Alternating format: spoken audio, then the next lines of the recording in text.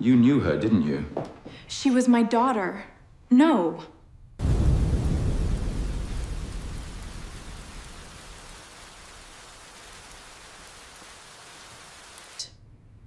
You knew she was his daughter. And you denied it. You have no proof. You brought this to me. It's time to open it. I didn't know a song could make a dangerous man forget how to breathe. That was the first thing I understood about Adrian Cross, though I didn't know his name yet. I only knew it was raining hard enough to turn the Brooklyn sidewalk into a river, and I was standing outside the Holloway Children's Center with my thrift store coat pulled over my head, wishing I had enough cash for a cab instead of the 40-minute subway ride home. It was almost 10:30 p.m. The last music class had ended 2 hours earlier, but I had stayed behind to fix a broken keyboard, stack folding chairs, and wipe grape juice from the floor because nobody else was going to do it. The center smelled like old crayons, wet coats, and the cheap lemon cleaner Mrs. Alvarez used on everything. My fingers still ached from playing scales with 6-year-olds who believed every wrong note was the end of the world. I locked the front door, checked it twice, and turned toward the train station with my canvas bag bumping against my hip. That was when I heard the crying. Not loud, not dramatic, just small. The kind of crying a child does when he is trying to be brave and failing. I stopped under the flickering awning and looked down the sidewalk. A little boy stood near the bus stop, soaked through his blue hoodie, one sneaker untied, his cheeks shiny with rain and tears. He couldn't have been more than 5. The street behind him was nearly empty except for passing headlights and the blur of storefront signs reflecting red and gold in the puddles. "Hey," I said softly, keeping my hands where he could see them. "Are you lost?" He nodded, but no sound came out, only a shivering breath that made something in my chest twist. I crouched a few feet away, ignoring the cold water soaking through the knees of my jeans. "My name is Grace. I work right there. You're safe under the awning with me, okay?" His lower lip trembled. "I can't find Aunt Nora." I gave him my coat before I thought about the cold. It swallowed his little shoulders, dragging almost to the ground, and for some reason that made him cry harder. I didn't have magic. I didn't have a car. I didn't even have a phone with more than 7% battery. But I had one thing that had always worked with frightened children. Music. So I sat beside him on the wet curb, keeping enough space so he would not feel trapped, and I sang the only lullaby I had ever remembered from my own childhood. The words were strange, older than anything I knew, half English, half something softer, something my foster mother used to tell me I hummed before I could speak. The melody rose gently into the rain, thin at first, then steadier. The boy's sobs slowed. His small hand curled around the edge of my sleeve. The city seemed to fade around us until there was only rain, breath, and that song. Then the street changed. A black SUV rolled to the curb across from us, silent and polished like it belonged to another world. Its tinted window lowered halfway. I couldn't see much inside, only the outline of a man sitting very still. Too still. The kind of stillness that makes even rain feel loud. The boy looked up before I did, his eyes widening with recognition. "Uncle Adrian," he whispered. My voice died in my throat. The rear door opened, and a man stepped out into the rain without an umbrella. Tall, dark suit, white shirt, no hurry, no wasted movement. He looked like the storm had been ordered to make room for him. But it wasn't his power that frightened me. It was his face. He was staring at me as if I had reached into his chest and pulled out a memory he had buried alive. For 3 long seconds, nobody moved. Then he crossed the street, every step slow, controlled, impossible to ignore. He didn't look at the child first. He looked at me, at my mouth, at the song I had stopped singing. When he spoke, his voice was quiet, but it cut through the rain as clearly as a bell. "Where did you learn that lullaby?" I swallowed, suddenly aware of my cheap shoes, my wet hair, my trembling hands. "I don't know," I said. "I've just always known it." Something broke behind his eyes. Not anger, not exactly grief. Something older, something wounded. He looked down at the little boy wrapped in my coat, then back at me, and the whole street seemed to hold its breath with him. "Only one woman in this city knew that song," he said. "My mother sang it the night before she disappeared." The rain ran down his face, but he did not blink. I remember that because everyone else in that moment seemed human. The little boy shivered. The driver stepped out of the SUV and looked both ways with nervous precision. A second man opened a black umbrella too late and held it above Adrian Cross like the storm itself had made a mistake. But Adrian did not move under it. He stood in the rain, staring at me as if my answer could either save him or ruin him. "Your mother?" I asked, my voice smaller than I wanted it to be. His jaw tightened once. "Evelyn Cross." The name meant nothing to me, but the way he said it made the wet air feel heavier. Not like a name, like a wound. The little boy tugged at my sleeve. "Uncle Adrian, Miss Grace helped me." That finally broke his stare. Adrian looked down, and something in his face softened so quickly I almost missed it. He crouched in front of the child, not caring that his expensive pants touched the rain-slick sidewalk. "Liam," he said, low and controlled. "Where is Nora?" The boy's chin trembled. "I went to see the music room. Then the doors closed. Then I could not find her." Adrian closed his eyes for half a second. Not angry. Afraid. It vanished before anyone else could see it, but I saw it. I had spent years teaching children whose faces said one thing while their hands said another. Adrian Cross was powerful. That was obvious. But his hand shook when he brushed wet hair from Liam's forehead. "You are safe now," he said. Liam nodded and leaned into him. I should have stepped away then. A normal person would have given the child back, wished them well, and walked quickly toward the subway before the night became stranger. But Adrian looked at my coat around Liam's shoulders, then at my thin sweater, already soaked through. "You gave him your coat. He was cold, and you sat with him in the rain." He was scared. His eyes returned to mine. Dark. Sharp. Too careful. Most people walk past fear when it is inconvenient. I did not know what to do with that sentence, so I picked up my canvas bag and held it against my chest. Like it could protect me. "I am glad he is safe. I should go." The driver moved slightly, not blocking me, but noticing the direction of my feet. Adrian lifted one hand, and the man froze. One gesture. No words. The entire sidewalk obeyed him. That scared me more than shouting would have. "No one is stopping you," Adrian said. "Then why does it feel like I need permission to leave?" For the first time, something almost like surprise crossed his face. Liam looked between us, still wrapped in my coat. "Miss Grace sings nice," he whispered. Adrian's expression changed again, and the street disappeared around his silence. "Sing it again," he said. "No." The word came out before fear could edit it. His eyes narrowed, not with anger, but with disbelief, like people rarely told him no and lived comfortably afterward. I forced myself to stand straighter. "You do not get to ask me that like I owe you something." The umbrella above him trembled in the driver's hand. Adrian rose slowly to his full height, rain darkening the shoulders of his suit. He was tall enough to make me feel small, but not small enough to forget myself. "You do not owe me," he said.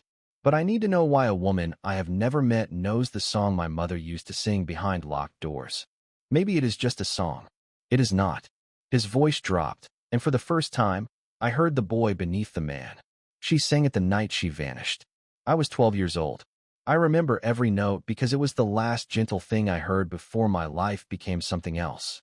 My throat tightened before I could stop it. I did not want to feel sorry for him. Men like Adrian Cross did not need pity from women waiting for the train with 7% battery and $23 in their checking account.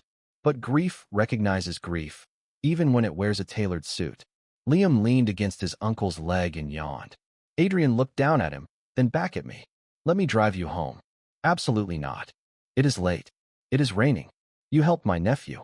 And that does not mean I get into a stranger's car."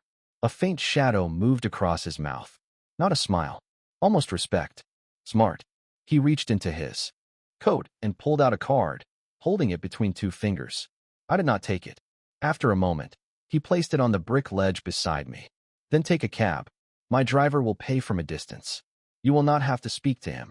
I do not want your money. Then take it for the coat." I looked at Liam, small and sleepy under the soaked awning, still clutching my sleeve like he trusted me more than the night. That was my mistake. I looked too long. Adrian saw it. He saw everything. "Grace Walker," he said quietly. My blood went cold. "I never told you my last name." He glanced at the front door of the children's center, where a staff badge with my full name hung just inside the glass. "You wear your kindness with identification." I should have been relieved. I was not, because just before he guided Liam toward the SUV, the little boy turned back to me and said something that made Adrian stop in the middle of the street. Uncle Adrian. She sounds like the lady in the old picture. Liam's words landed harder than the rain. For one breath, Adrian Cross looked less like the man everyone on that street seemed afraid to meet, and more like someone who had opened a door in his own house and found a ghost waiting on the other side. What picture? He asked. His voice was calm, but the calm felt forced, like ice holding back deep water. Liam blinked up at him, sleepy and innocent, unaware that he had just shifted the entire night beneath our feet. The one in Grandma Evelyn's room, he said. The lady by the piano. Adrian did not answer. The driver looked down. The man with the umbrella looked away. Even I understood then that Liam had mentioned something forbidden. I pulled my wet sleeves over my hands and took one step back. I really need to go. Adrian's eyes found mine again. You have seen that picture? No, but he thinks you sound like her. He is 5 years old. He is cold. He is tired. Children say things. Children also remember what adults try to bury. I hated that sentence because it felt true. Before I could respond, a woman's voice called from the corner. Liam. A woman in a camel coat ran toward us. Her heels splashing through the puddles, her face pale with panic. 2 men followed her at a distance, both looking ashamed and relieved at the same time. Liam slipped out from under my coat and ran to her. She dropped to her knees and wrapped him in her arms, whispering his name over and over like a prayer she had almost lost. Adrian watched them for a moment, then turned his head slightly. Nora. The woman froze. I looked away for less than 30 seconds. 30 seconds is enough for a child to disappear in a city this size. His words were quiet. That made them worse. Nora nodded, tears shining in her eyes. I know. Liam pointed at me. Miss Grace found me. She sang the song. Nora's arms tightened around him. Her gaze snapped to mine, then to Adrian, and something silent passed between them. Not surprise. Recognition. Fear dressed as manners. I saw it clearly. I had seen that expression on parents who knew bad news before the doctor said it out loud. What song? Nora asked, too quickly. Adrian never looked away from me. You know which song. The rain kept falling. Cars hissed by on the avenue. Somewhere behind us, a train rumbled over elevated tracks, shaking the air for 3 long seconds. I should have used that noise to leave. Instead, I stood there with water dripping from my hair and a strange ache opening under my ribs. Why is everyone acting like I did something wrong? I asked. Nora looked down at Liam. Adrian's jaw moved once. No one answered. That was when my fear turned into anger. I helped a lost child. I sang him a lullaby. That is all. I am not part of whatever this is. Adrian stepped closer, slowly enough that I could have moved away if I wanted. I did not. Pride kept my shoes planted to the wet concrete. I believe you, he said. Then stop looking at me like I stole something from you. His eyes changed. The sentence had found a bruise. Maybe you returned something. I did not know what that meant, and I hated that a part of me wanted to. Nora stood, still holding Liam's hand. Adrian, not here. Then where? Home. That word made the men around him straighten, as if it was not just a place, but an order. Adrian looked at my coat, now bundled around Liam again, then at my face. Come with us for 10 minutes. See the picture. If it means nothing, I will have my driver take you anywhere in Brooklyn, and you will never hear from me again. And if it does mean something? The silence after my question was immediate. Even the rain seemed careful. Adrian looked past me toward the children's center, toward the little rooms where I taught scales and nursery rhymes to kids whose parents paid in crumpled bills in gratitude. Then he looked back at me, and for the first time that night, he told me the truth without polishing it into something safer. Then your life was connected to mine long before tonight. I should have said no. I had every reason to say no. But Liam was watching me with those wide, trusting eyes, still wrapped in my coat. Nora was trembling. Adrian Cross looked like a man standing on the edge of a memory he was terrified to touch. So I reached into my bag for my phone, opened the emergency contact screen, and held it up for him to see. I am sending your license plate to my friend. Something like respect moved through his expression again. Good. I sent the message. Then I followed them toward the black SUV, telling myself I was only going to look at a picture. Just a picture. Nothing more. But as the door opened and warm leather-scented air spilled into the cold night, Liam leaned against Nora and whispered, Grandma Evelyn used to sing it when the house was sad. Adrian went still beside me. And for reasons I could not explain, My heart answered that sadness like it had known the tune all along. The ride to the Cross estate took 22 minutes, but it felt longer because nobody in that SUV knew how to breathe normally. Liam fell asleep within 5 blocks, his cheek pressed against Nora's sleeve, my damp coat tucked around him like a blanket. Nora kept one arm around him and one hand folded tightly in her lap. Adrian sat across from me in the rear-facing seat, quiet as the city blurred behind the tinted glass. I watched Brooklyn change into quieter streets, then wider roads, then iron gates and stone walls that looked too old for New York and too private for ordinary people. My phone stayed in my palm the entire time. Adrian noticed. Of course he noticed. He noticed everything, but he did not ask me to put it away. That mattered, even though I did not want it to. When the SUV turned through a pair of black gates, my stomach tightened. The house beyond them was not a house. It was a world. 3 stories of pale stone and dark windows rose behind a line of bare maple trees, the rain shining on the driveway like poured glass. Warm light glowed from the entrance, but it did not feel welcoming. It felt watched. A man opened my door before I could reach the handle. I stepped out carefully, my thrift store shoes sinking into the edge of a wet gravel path, and suddenly I was aware of everything about myself. The cheap canvas bag, the sweater stretched at one cuff, the rainwater dripping from my hair onto a driveway that probably cost more than my entire apartment building. Adrian saw my hesitation and stopped beside me. 10 minutes, he said. You gave me your word. I remember. He looked toward the house. In my family, that still means something to a few of us. I did not know whether that was meant to comfort me or warn me. Inside, the air smelled like cedar, polished wood, and something faintly floral, like perfume trapped in the walls. The entryway was enormous, with a black and white marble floor and a staircase curving upward beneath a chandelier that scattered light across the ceiling. No one spoke loudly. No one needed to. Men in dark suits stood at respectful distances, but Adrian lifted 2 fingers, and they melted back into the hallways. One gesture again. A quiet kingdom obeying a quiet king. Nora carried Liam upstairs, whispering that he needed dry clothes and sleep. Before she disappeared around the landing, she looked back at me with an expression I could not read. Pity, maybe, or apology. Adrian led me down a long corridor lined with framed photographs. Men shaking hands. Women in formal dresses. Family holidays where no one looked relaxed. I kept my eyes forward until one picture made my steps falter. It was small compared with the others, tucked near a doorway as if someone had tried to hide it. Without removing it completely, a woman sat at a piano, her pale hair pinned loosely at the back of her neck, her head turned toward the camera. She was beautiful, but not in the polished way of the women in the grand portraits. Her beauty was softer, tired around the eyes, brave around the mouth. My lungs forgot what they were for. Adrian stopped 2 feet ahead of me. Grace. I did not answer. I moved closer to the picture, drawn by a feeling so old it did not have words. The woman's hands rested on the piano keys. Beside her, on the bench, was a folded white blanket with blue stitching along the edge. I knew that blanket. I did not know how, but I knew it. My fingers lifted toward the glass before I could stop them. I have seen her before, I whispered. Adrian came back slowly, as if sudden movement might shatter the moment. Where? I shook my head. I do not know. In a dream, maybe. When I was little, there was music, and lavender, and someone crying in another room. His face went still in a way that frightened me more than any anger could have. Lavender was my mother's perfume. The hallway seemed to tilt.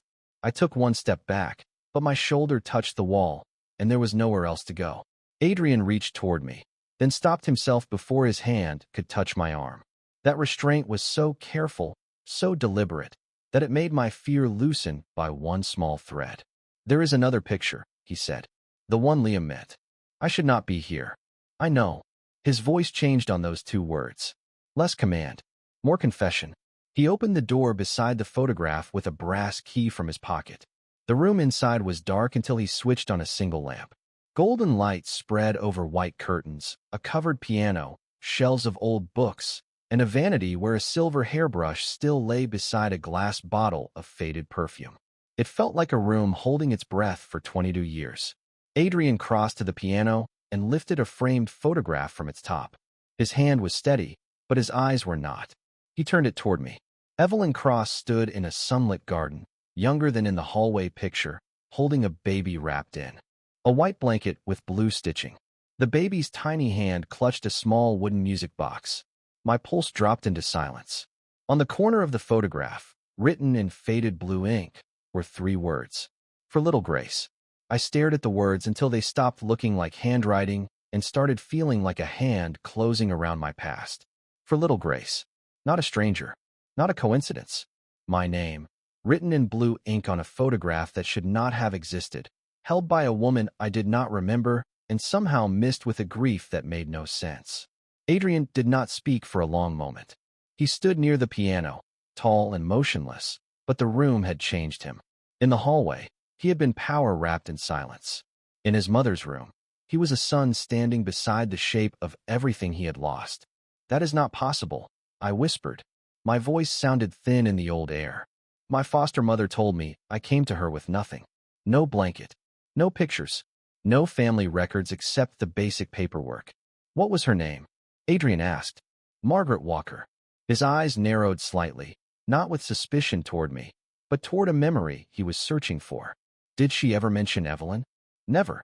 The answer came too fast, but then another memory rose beneath it. Margaret at the kitchen sink when I was 8, turning off the radio because a woman on the oldies station hummed something that sounded too much like my lullaby. Margaret's face going pale. Margaret saying, "Some songs belong to people who cannot come back." I pressed my hand to my stomach. "I need to go home."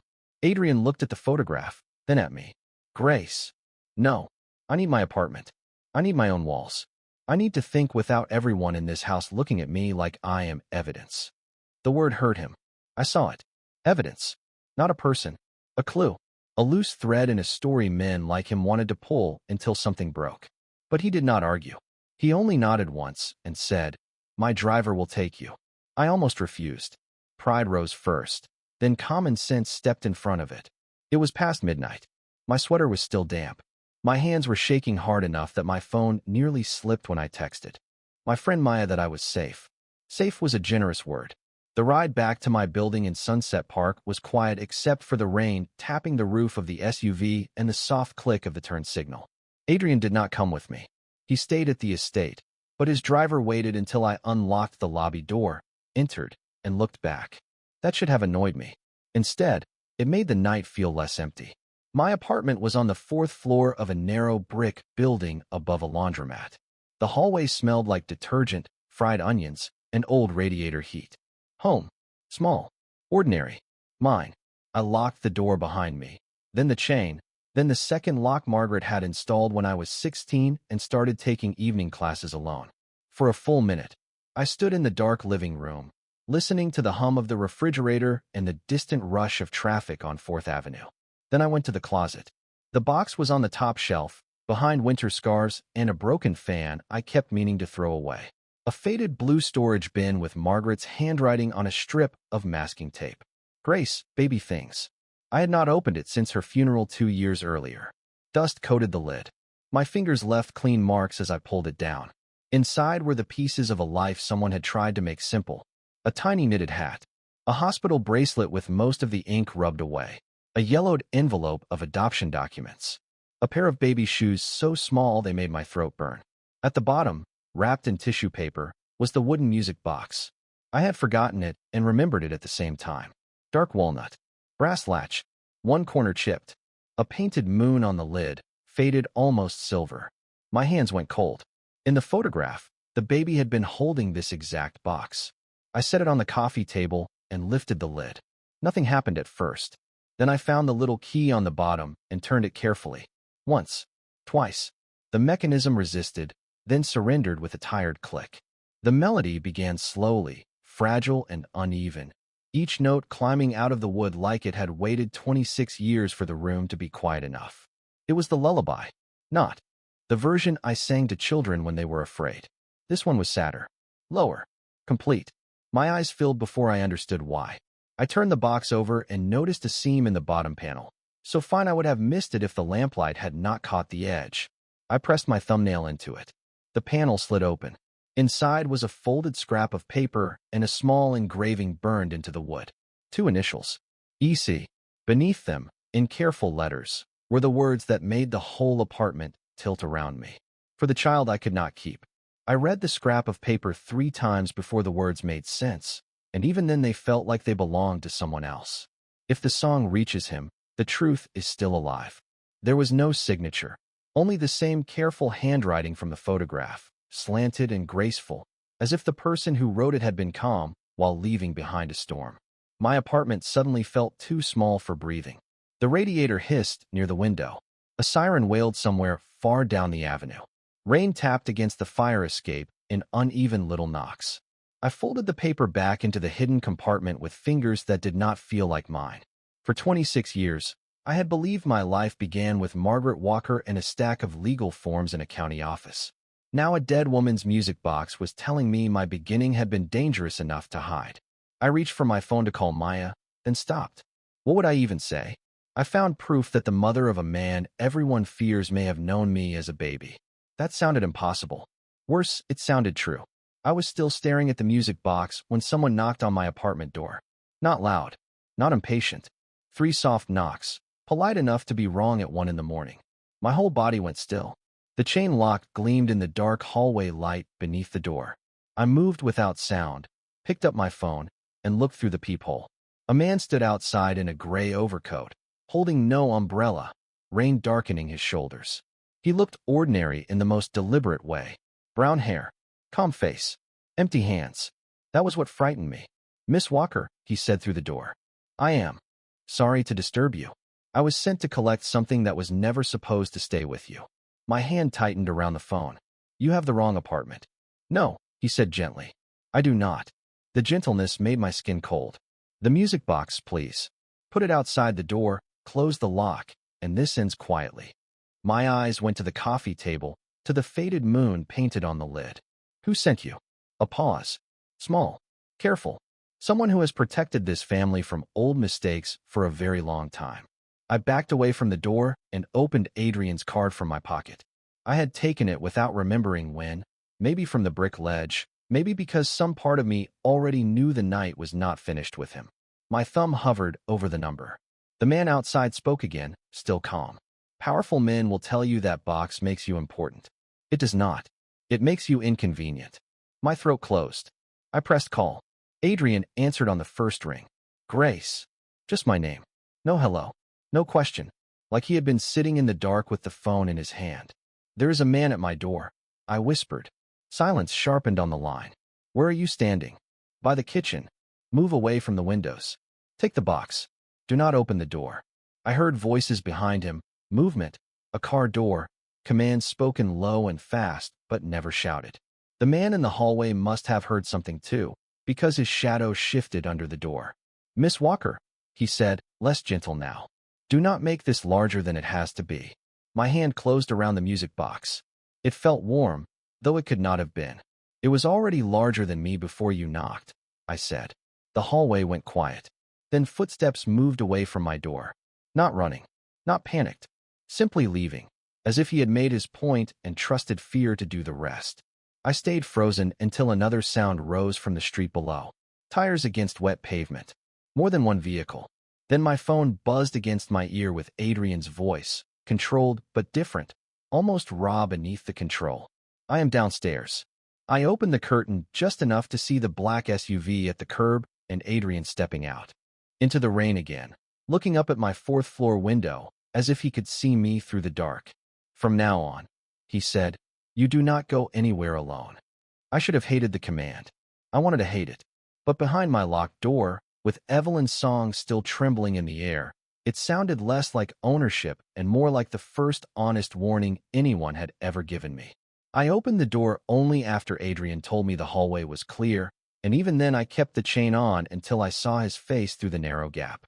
He stood outside my apartment with rain on his coat, and something dangerous held tightly behind his eyes, but he did not push the door. He did not touch the chain. He did not order me to let him in. He simply waited, and somehow that made me more aware of the choice being mine. I closed the door, slid the chain free, and opened it again with the music box pressed against my ribs. His gaze dropped to it once, then to my face. "Are you hurt?" he asked. "No." "Did he touch the door?" "No." "Did you see his face clearly?" "Yes."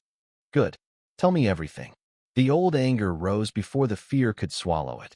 No, you do not get to walk into my building and start giving instructions like my life became one of your rooms. He went still. Behind him, two men waited near the stairwell, silent and watchful. I hated that their presence made me feel safer. I hated that Adrian knew it. Grace, he said carefully, someone came to your door in the middle of the night for that box. I know. I was here. Then you know this is not over. What I know is that every man tonight has spoken to me like I am a problem to solve, a thing to collect, or a secret with legs. His jaw tightened. That is not what you are to me.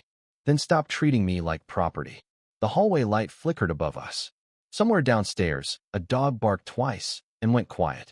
Adrian looked at me for a long second, and I saw the effort it cost him not to answer like a man used to being obeyed. He breathed in through his nose, slow and controlled. You are right. I had been ready for a fight. I was not ready for that. I am. Yes. His voice was low. I gave a command because I was afraid. That does not make it fair. The words landed softly, but they changed the air between us. Men like him did not apologize easily. Maybe they did not apologize at all unless something had already cracked them open. I held the music box tighter. I have work in 6 hours. Children will show up expecting music class. I cannot disappear into your world because a woman I never knew left my name on a photograph. I am not asking you to disappear. You said I do not go anywhere alone. Because I need you alive. The sentence was quiet. No drama. No performance. Just truth stripped down to the bone. I looked away first. My apartment behind me was small and warm, with thrift store curtains, a crooked lamp, and unpaid bills in a ceramic bowl by the door. His world waited in the hallway wearing black coats and expensive shoes. I belonged to neither, and the space between them felt like a drop I could not see the bottom of. You cannot buy my safety, I said. No, he glanced toward the music box. But I can stand between you and the people who think fear is enough to make you hand over your past. My throat tightened. And what happens when standing between things is not enough? Something passed over his face, old and tired. Then I learned a different way. That answer should not have moved me. It did. I opened the door wider, not enough to invite him in completely, just enough to stop speaking through the threshold like enemies. The man said someone protected this family from old mistakes. Adrian's eyes darkened. Those are Victor's words. Who is Victor? My uncle. The hallway seemed colder after that. Family. Blood is not the same as loyalty. I thought of Margaret Walker hiding the music box for 26 years. I thought of Evelyn Cross singing a lullaby to a child she could not keep. I thought of Liam under my coat, trusting me because a song felt familiar. I am going to the center tomorrow, I said. I will not have your men standing inside frightening the kids. They will stay across the street. No suits. Plain clothes. No. Talking to my students. Done. And you do not follow me into my classroom. For the first time that night, the corner of his mouth almost softened. Miss Walker, I would not survive a room full of 6-year-olds with tambourines. A laugh escaped me before I could stop it. Small. Shaky. Real. Adrian heard it like the first note of something he had forgotten existed. Then his gaze dropped to the music box again, and the moment thinned. There is a room in my mother's suite we never opened, he said. A locked cabinet behind the piano. I think your box may be the key to whatever she left behind. I looked down at the faded moon on the lid. For the first time, it did not feel like an object. It felt like a door. Tomorrow, I said. After class. Adrian nodded. After class. He turned to leave, then stopped. Grace. I looked up. His voice was softer when he said, I am not trying to own you. Rainwater slid from his coat to the worn hallway floor. I am trying to keep you alive long enough to choose for yourself. By the time my last class ended the next afternoon, the children had covered every inch of the music room with noise. Tambourines shook like tiny thunderstorms. Plastic recorders squeaked in 3 different keys.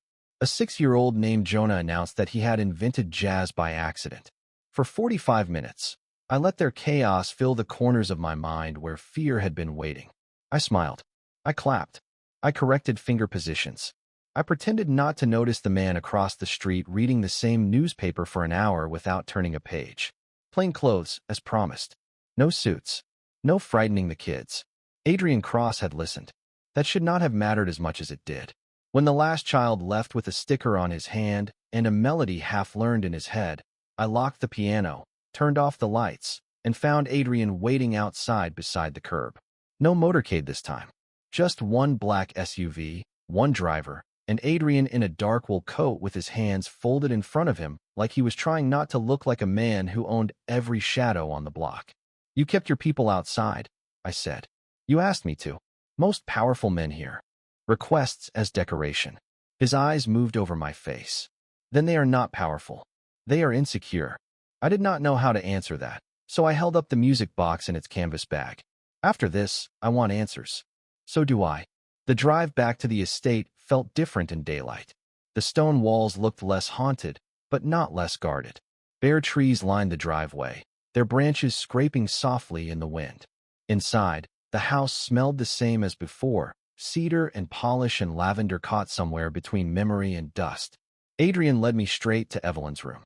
He unlocked the door, but he did not enter first. He stepped aside and let me choose. That small courtesy made my chest ache. The room waited under pale afternoon light, softer than it had looked at midnight. The covered piano stood near the window. The silver hairbrush still rested on the vanity. Nothing had moved, yet everything felt closer now, as if the room recognized the music box before I even opened my bag. Adrian crossed to the piano and crouched behind it. I heard the quiet scrape of wood, then the click of a hidden panel shifting loose. "My mother kept this locked," he said. "My father tried every key after she disappeared. Nothing worked. But you think mine will." I think she was smarter than all of us. Behind the piano was a narrow cabinet built into the wall, almost invisible unless someone knew where to press. At its center was a brass plate engraved with a tiny crescent moon, the same faded moon painted on my music box. My hands turned cold.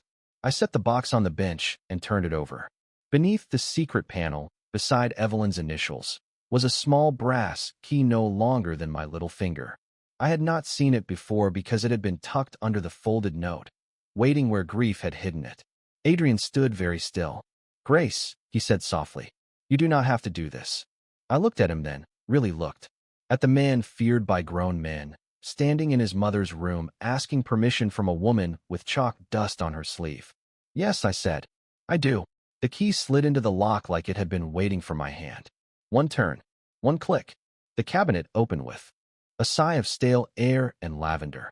Inside were three things: a stack of handwritten sheet music, a sealed envelope with Adrian's name on it, and a small blue baby blanket folded with heartbreaking care.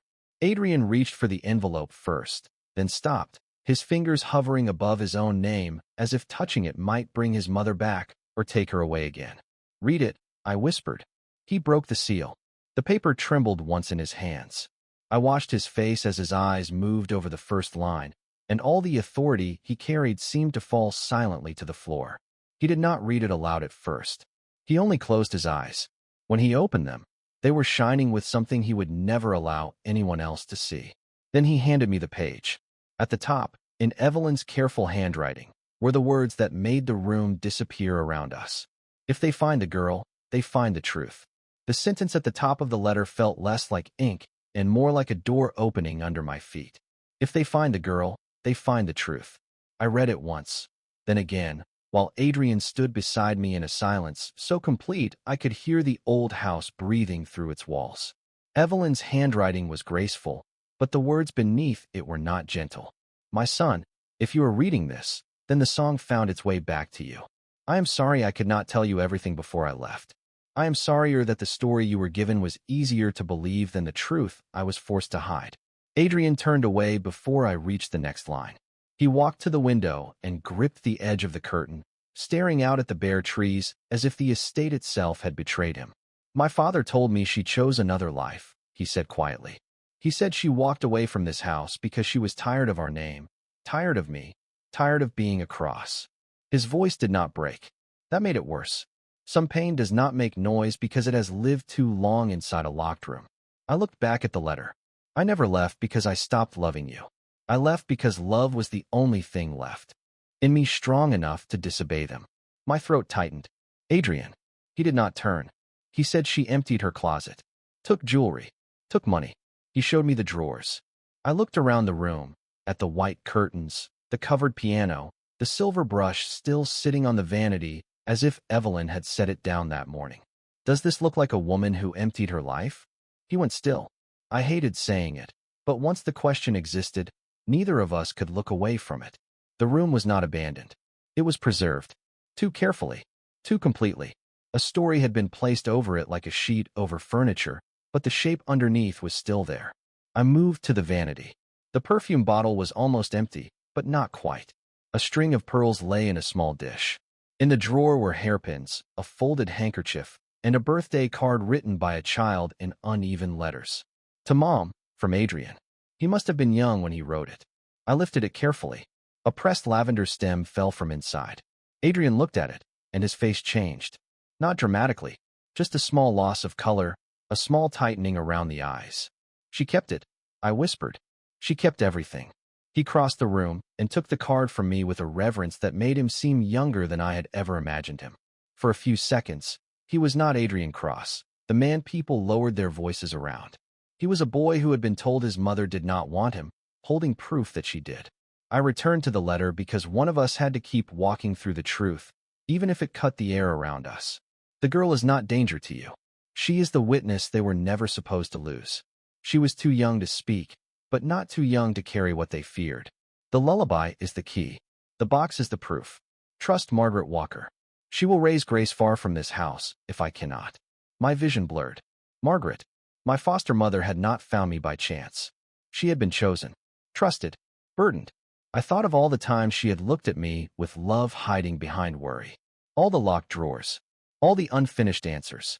All the songs she told me not to sing. Victor, Adrian said. One word, cold enough to dim the room. I looked up. Your uncle. He was the one who told my father she ran. But your father believed him? Adrian's mouth tightened. My father believed whatever let him keep control. The truth settled between us with terrible weight. Evelyn had not vanished from weakness. She had disappeared inside a lie powerful men had repeated until even her son learned to call it history. I touched the blue blanket in the cabinet. Its stitching faded but still intact.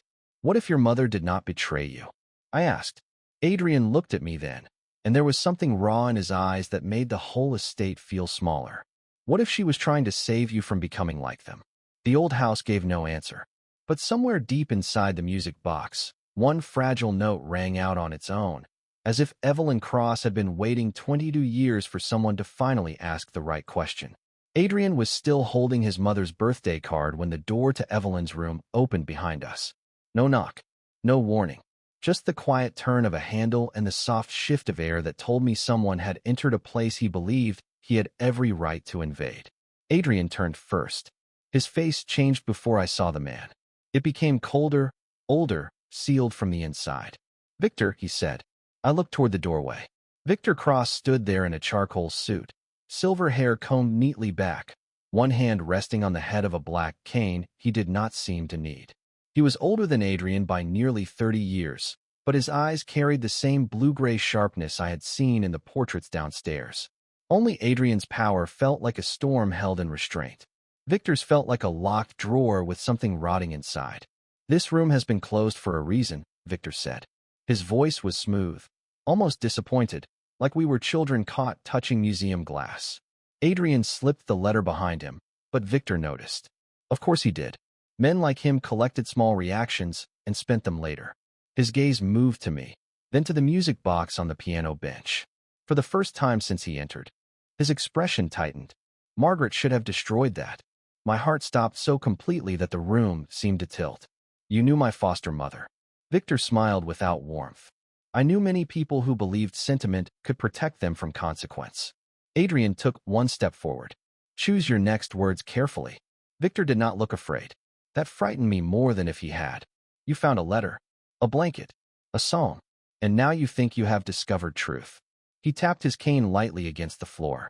Once, twice. Your mother was always gifted at making betrayal look noble. The air went sharp. Adrian's hand curled around the birthday card, but he did not move closer. I remembered what he had said in my hallway. Then I learned a different way. He was trying. I could see it in the tension of his shoulders, in the silence he forced between the anger and his hands. She did not leave me, Adrian said. Victor's face softened in a way that felt rehearsed. No, She left with a child who was not hers and let you wake up to an empty house. The sentence hit him. I saw it. A flinch so small no one else would have caught it. But Victor caught it because he had aimed for it. That is not love, Adrian. That is choice.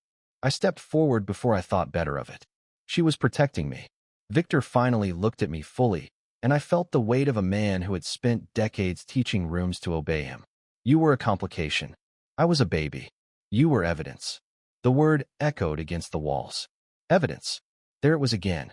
The thing every powerful person in this story seemed determined to call me when being human became inconvenient.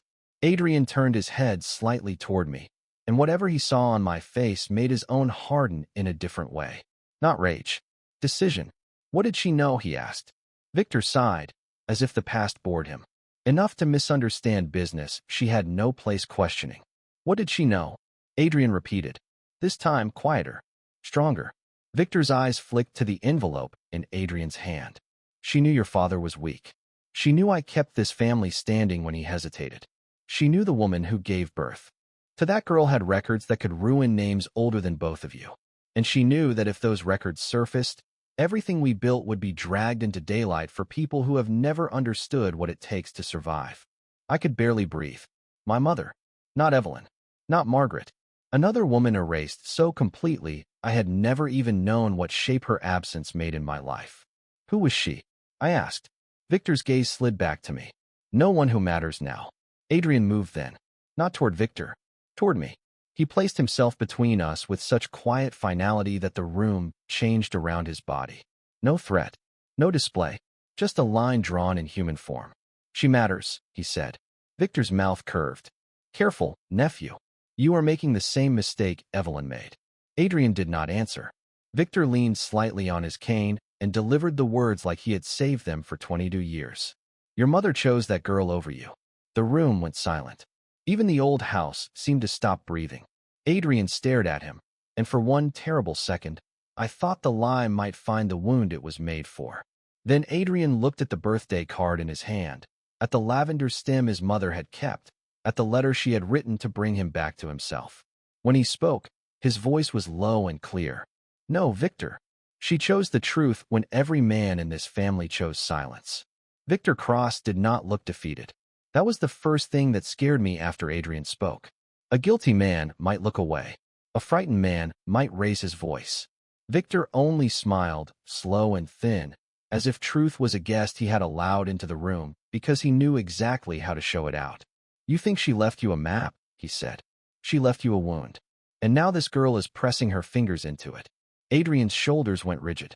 I saw the words reach him. Not because he believed Victor, but because pain does not ask permission before it remembers. The room changed around him. The air tightened. The man who had stood between me and Victor like a promise began to disappear behind something colder, something trained by years of betrayal and obedience and silence. Leave, Adrian said. One word. Flat. Final. Victor lifted his chin. This is still my family. Not this room. The quiet in Adrian's voice frightened even me. Two men appeared in the hallway behind Victor, drawn by the tension, but Adrian did not look at them. He did not have to.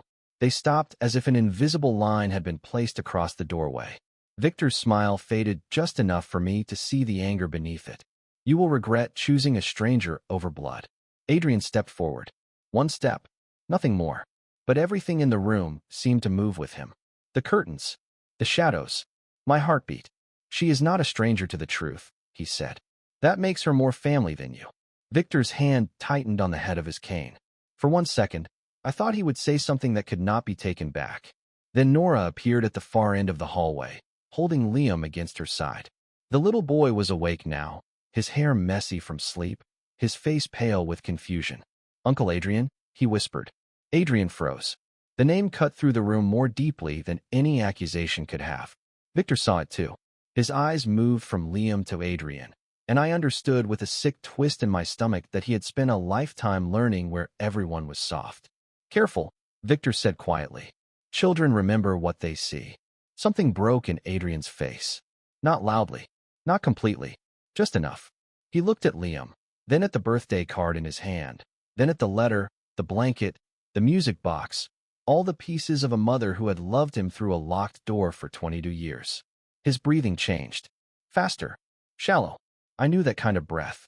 I had heard it from children on the edge of panic, from parents receiving news, from myself in the dark after Margaret died. Power did not protect a person from grief. Sometimes it only gave grief a sharper suit to wear. Adrian, I said softly. He did not hear me. Or maybe he heard too much. His eyes were fixed somewhere far behind us, somewhere 12 years old and empty and waking to a room without his mother. I moved before I could think. Not toward Victor, toward the piano. My hands found the edge of the white cover and pulled it back. Dust rose in the lamplight. The keys beneath were yellowed, but whole. Evelyn's sheet music lay open beside me, the notes written by the same hand that had hidden my name inside a music box. I sat down on the bench. My fingers shook above the keys. I was not sure I remembered the complete melody from the box, not perfectly, not the way Evelyn had written it, but I remembered enough.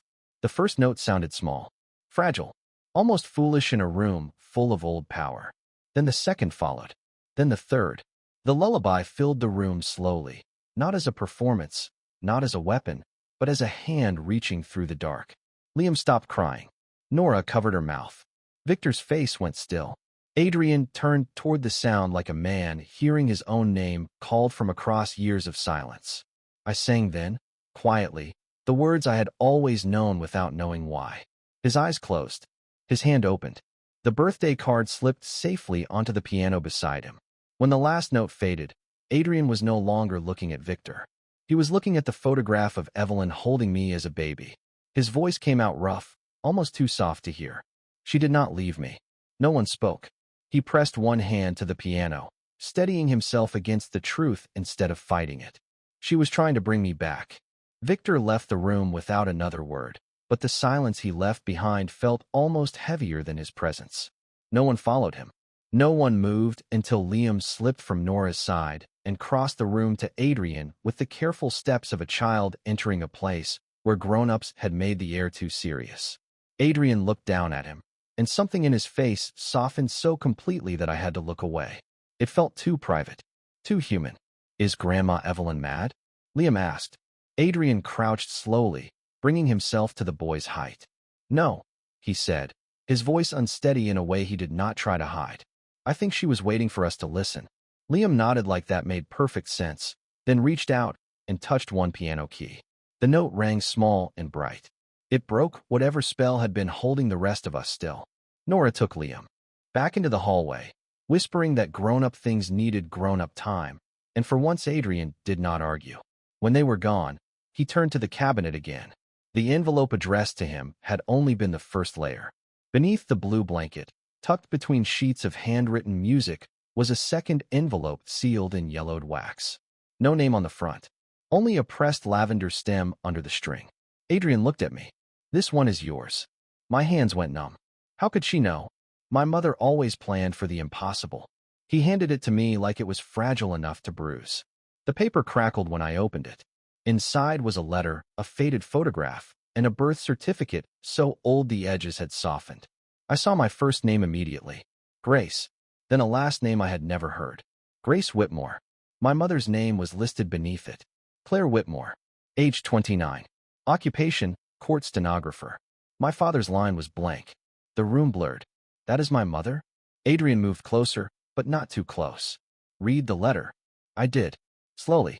Carefully. Like each sentence might change the shape of my bones. Grace, if this reaches you, then Margaret kept her promise.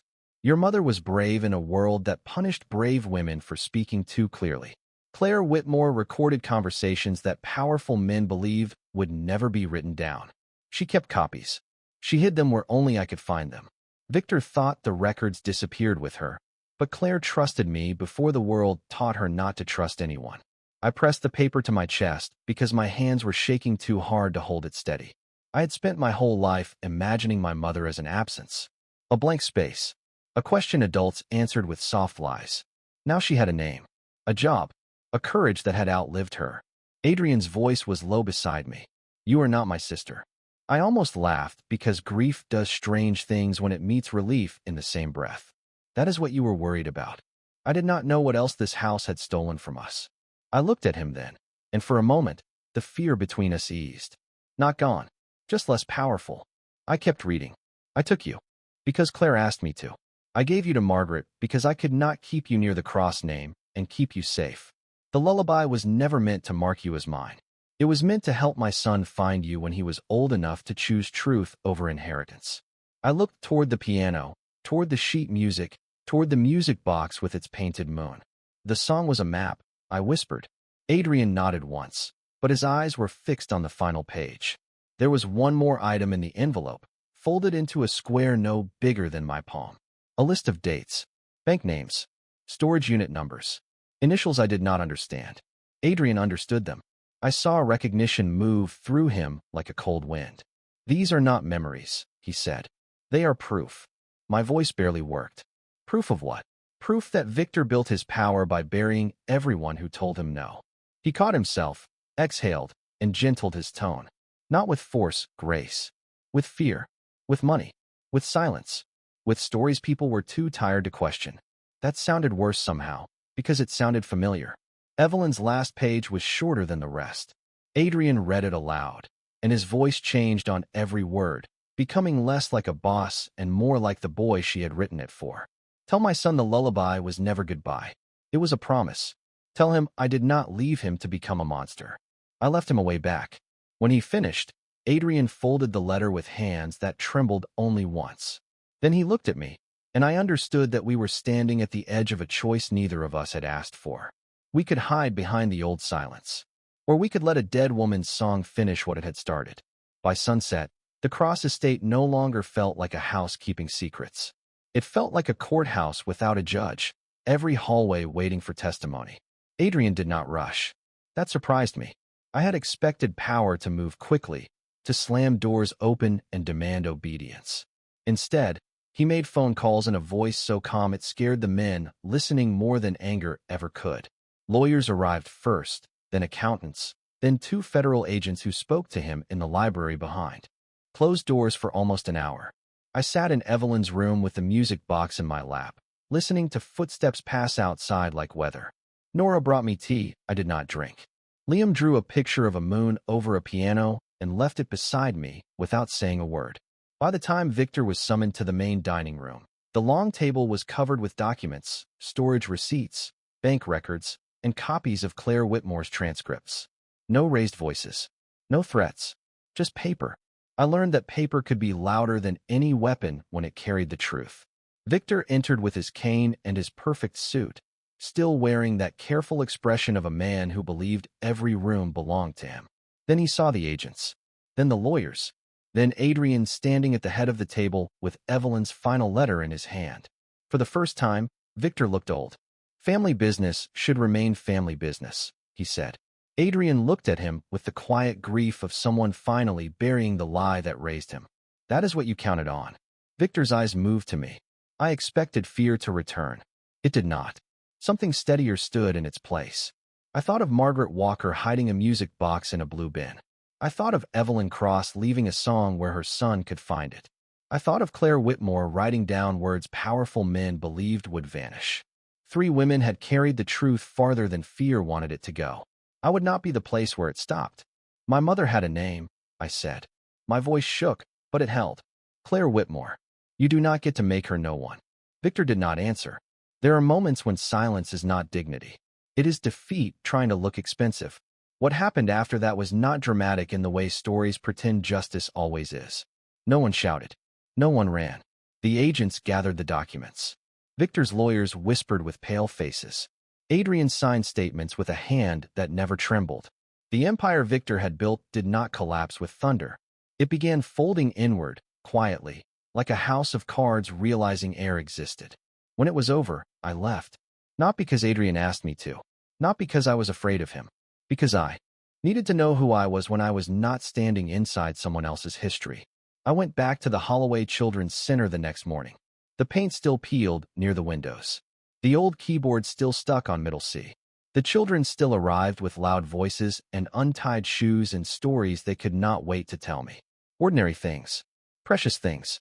I was teaching them the difference between rhythm and noise when I saw the black SUV parked across the street. My hands paused above the keys. Adrian stood beside it, alone, no guards visible, no command in his posture.